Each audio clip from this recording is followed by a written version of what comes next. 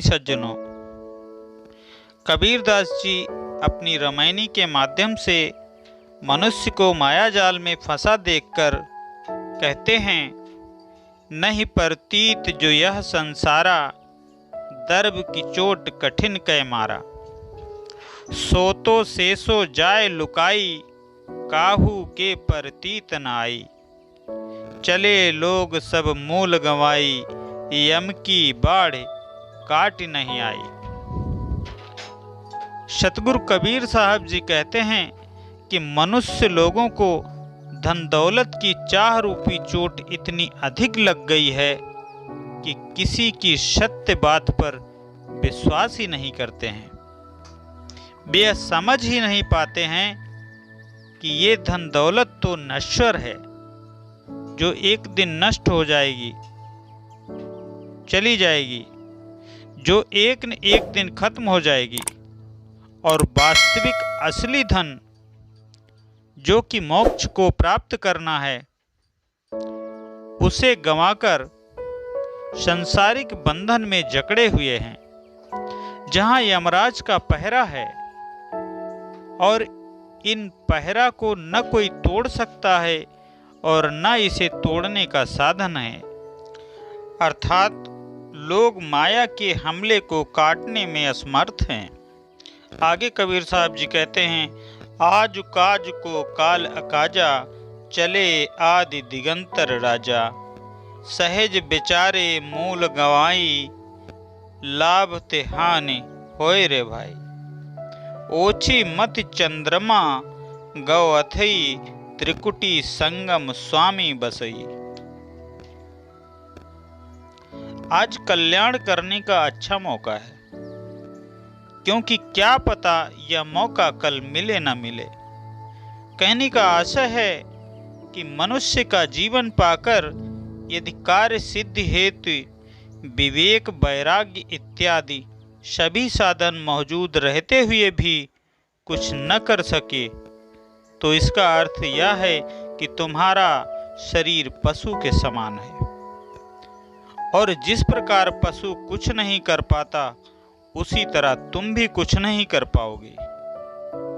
इस विश्व के बड़े से बड़े राजा महाराजा अपना सब कुछ यहीं पर छोड़ दिए, और उन्होंने जो कर्म किए उसी को अपने साथ लेकर इस विश्व से विदा हो गए।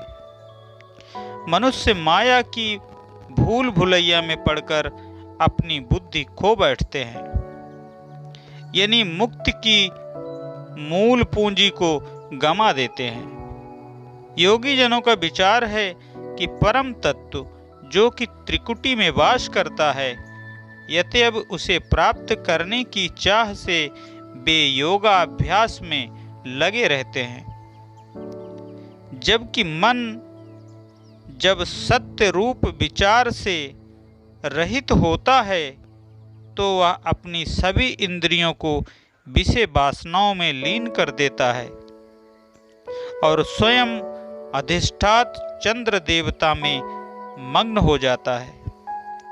कहने का तात्पर्य यह है कि साधकों में से जिन लोगों की बुद्धि कुलीन हो जाती है, वे अपनी बुद्धि को भोग विषयों में लिप्त कर देते हैं। तब ही विष्णु कहा समझाई, मैथुनाष्ट तुम जीत हो जाई। तब सनकादिक तत्व विचारा, जैसे रंक पराधन पारा। साधुओं की ऐसी दशा देखकर भगवान विष्णु अथवा सज्जनों ने उपदेश दिया कि योगाभ्यास अर्थात ध्यान इत्यादि के पहले अष्ट मैथुन को अपने काबू में करो।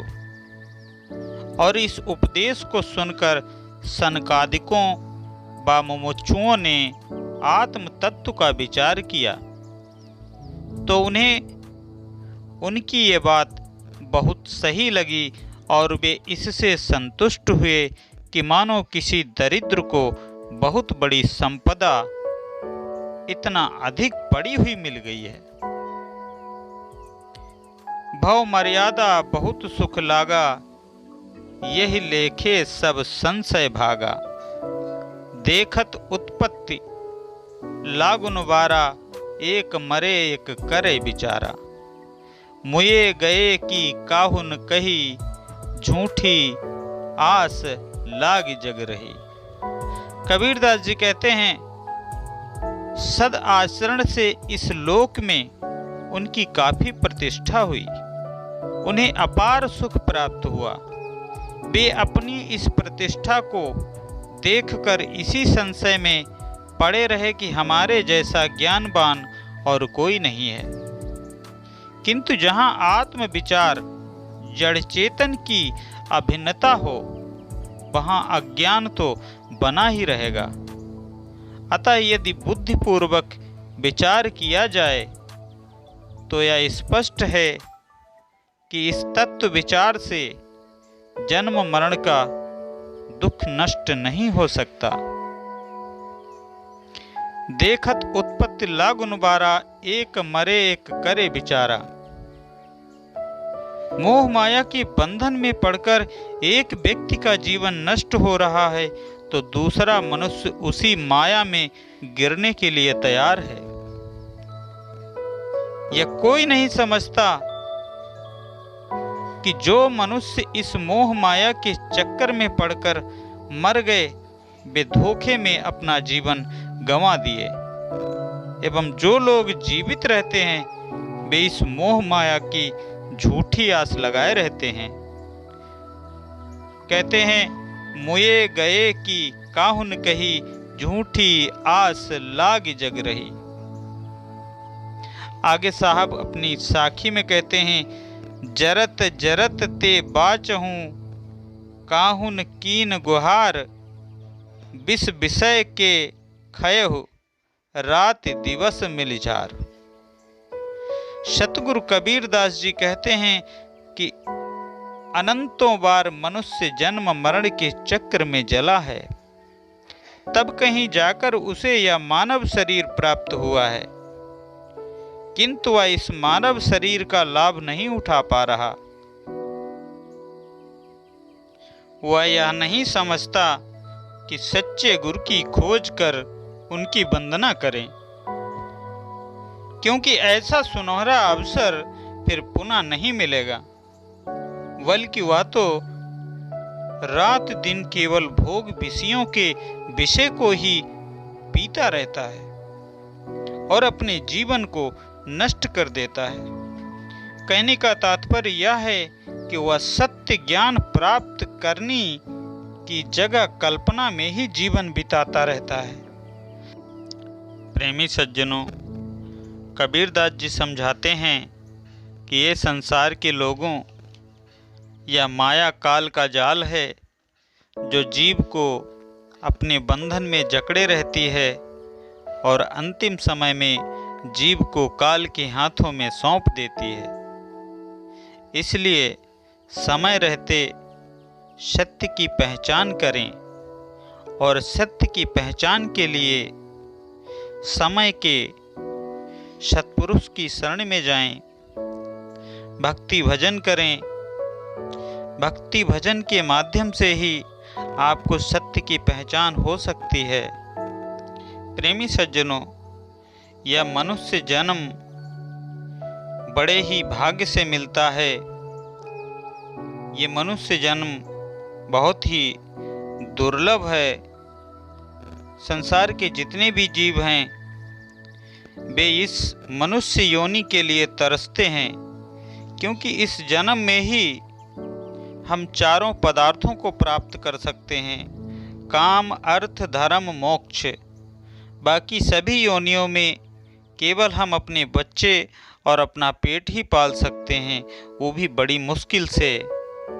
मनुष्य जन्म यदि आपके हाथ से निकल गया तो समझो 84 लाख योनियों में भ्रमण होने का फिर से हमने एक जाल बुन लिया और फिर 84 लाख योनियों में फिर से आपको भ्रमण करना पड़ेगा और मुक्ति का साधन ये मनुष्य शरीर बहुत मुश्किल से मिल पाएगा। इसलिए अभी मौका है, आपको ये मौका मिला हुआ है, इसका पूरा लाभ उठाएं, सत्पुरुषों की शरण संगत में जाएं, भक्ति भजन करें और जीवन को सफल बनाएं। प्यारे सज्जनों, भक्ति भजन करने के लिए गृह त्याग करने की कोई आवश्यकता नहीं है। परिवार के साथ तथा अपने माता पिता के साथ रहकर भी भक्ति भजन किया जा सकता है। इसके लिए गृह त्याग करना बिल्कुल आवश्यक नहीं है और ना ही ऐसा करें, क्योंकि भक्ति भजन का कार्य परिवार में रहते हुए किया जा सकता है और अपने जीवन को सफल बनाया जा सकता है। बस इसके लिए आवश्यकता है आप दिन भर अपने संसारिक कार्यों को करें, सुबह शाम प्रभु परमात्मा की भक्ति भजन सेवा सत्संग अवश्य करें, जिससे आपका भी कल्याण होगा और आपके साथ साथ आपकी आत्मा का भी कल्याण होगा।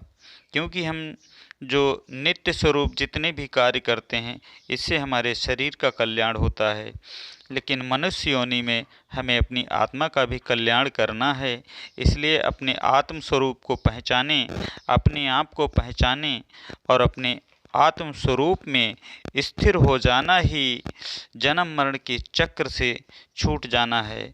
इसके लिए आप किसी संत सत्पुरुष की शरण में जाएं, भक्ति भजन करें और अपने जीवन को सुखमय बना लें, आनंदमय बना लें। यही हमारा संदेश है।